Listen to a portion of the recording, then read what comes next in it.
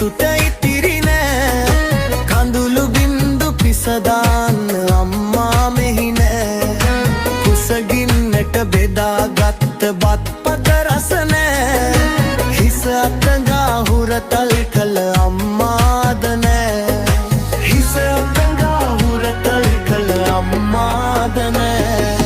හීන පොතේ පාට මැකුඩු චූටියේ හුළඟේ යන කොළයක් සේ තනිව නංගියේ අහස දෙසම බලා හඬන පාළු රාත්‍රියේ